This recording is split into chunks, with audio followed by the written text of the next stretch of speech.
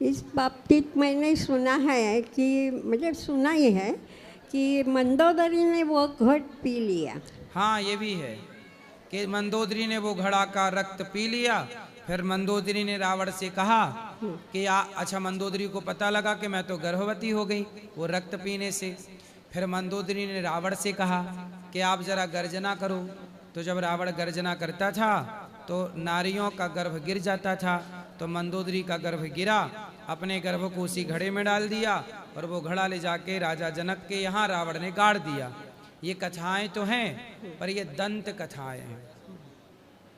और एक प्रश्न है, वैजयंती माला को क्या बोलते हैं, समझते? जैसे तुलसी माला बोलते हैं उसका नाम वैजंती का एक दाना होता है जंगल में, उसकी माला को वैजंती, उसका नाम ही वैजंती है, वैजंती माला। उसका संबंध भागवत से कोई नहीं है? नहीं, भगवान कृष्ण से है ना। भगवान जंगल में जाते थे तो जंगल के नेचुरल पुष्पों का ही श्रृंगार करते थे। तो वो जंगल में होता है दाना, तो उसी की माला बना के भगवान ज़्यादा धारण करते थे, क्योंकि उस समय जंगल में ही भगवान खेलते थे। तो जंगल के ही पुष्पों का, दानों का श्रृंगार करते थे। तो वैजयंती की माला वही है। वैजयंती माला का मैंने जब सुना है तो अर्जुन और जयद्रथ ये दोनों में जब लड़ाई हो गई अभिमन्यु के पीछे, वो उन्होंने एक अस्त्र मार दिया अर्जुन को, और भगवान को लगा कि ये अस्त्र निश्चित अर्जुन को लगेगा और वो हो जाएगा, इसलिए रथ में बैठे ही वो ऐसे हो गई है। और वो तो जो अस्त्र था वो शंकर भगवान कृष्ण के पास आ गया और अस्त्र न लगाते ही उसकी माला बनकर श्री कृष्ण के गले में गई। ऐसा वो तो जब अर्जुन को कर्ण ने, और उसने जो आपने बताया, कई बार भगवान ने अर्जुन की रक्षा की, कई बार बाण माला बन के गले में चले गए, ये तो है। परंतु जो वैजंती का दाना जंगल में पाया जाता है उसको ही वैजंती कहते हैं।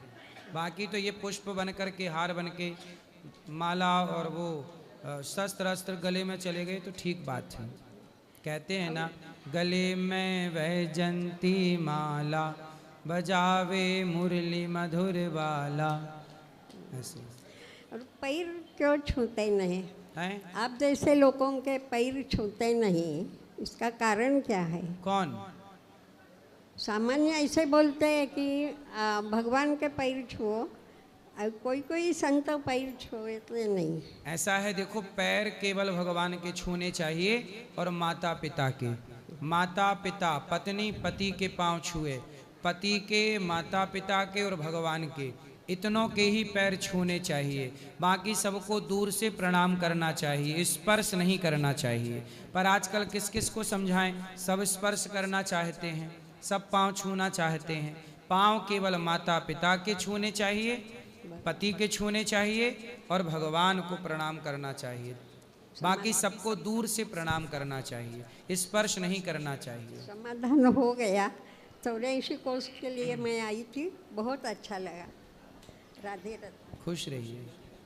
राधे राधे गुरुजी। जी गुरुजी, ये बताया था मेरे को कि मैं मंगलिक हूँ। मंगलिक हूँ तो किसी ने ये बोला कि आप रुद्राज पहनो। पहन लो जी, पहन लो। रुद्राज कौन सा पहना जाएगा? कौन सा मतलब कौन सा? मुखी? जी जी। बाजार में 6, 5, 7, 8 यही मिलते हैं। जी जी। जो मिल रहे हैं पहन लो। जी राधे। और जी बच्चा है ना, मैं पढ़ाई का कहना नहीं मानता, पढ़ाई नहीं कर रहा है। बेटा पढ़ो, पढ़ाई तो करनी चाहिए आपको। कहना कुछ सुन ही नहीं दिया मेरा। बात कराओ। ले। जी गुरुजी, राधे राधे। क्या नाम है आपका? राघव। राघव? जी। वाह, नाम बहुत अच्छा है। राघव काहे नहीं पढ़ते बेटा? अभी मम्मी का काम नहीं चलता है तो इसलिए नहीं पढ़ रहे अभी। तो मम्मी का काम चल रहा है, तुम्हारा क्या काम चल रहा है? मम्मी नहीं पढ़ा रही हैं हमें। मम्मी नहीं पढ़ाती? क्यों? मम्मी नहीं, मैया। राधे गुरुजी, क्या है, इनके पापा जी की डेथ हुई ना, जब से काम नहीं कर पा रही हूँ और काम मेरे को मिल नहीं दिया है। तो आप पढ़ा ही नहीं रही हो, फिर शिकायत कर रही हो बच्चा पढ़ता नहीं है। नहीं गुरुजी, पढ़ लिया था, घर में ही पढ़ सकता है चाहे तो। स्कूल घर में नहीं जाता? कॉपी किताब नहीं है। स्कूल नहीं जाता? नहीं, क्यों? अभी नहीं जा रही है, उसके पापा की डेट हुई ना, जब से नहीं जा रही है। अरे तो पापा की डेथ हो गई, चलो ये तो बहुत गलत हुआ, परंतु उसको स्कूल तो जाने दो, आप कमाओ और बच्चे को पढ़ाओ। नहीं, मेरा क्या है, भोपाल में हूँ, रहती थी, तो मैं 8 साल से इधर ही रह रही हूँ। कहीं भी रहो, जी। पर बच्चे कितने हैं आपके? एक ही है। तो पढ़ाओ ना उसको। जी। मेहनत करो, काम करो। कितना कमा लेती हो आप? मैं कम से कम 7-8 हज़ार रुपये कमा लेती हूँ। तो फिर बच्चे को तो पढ़ाओ जी राधे। और मेहनत करो। सिलाई करती हो? नहीं, हैं? झाड़ू पोछे काम करती हूँ। कुछ भी ठीक है, पर बच्चे को पढ़ाओ। जी राधे। ठीक है, जी। उसका जीवन ना खराब हो। जी। राधे राधे गुरुजी, दासी जी। का कोटि कोटि नमन।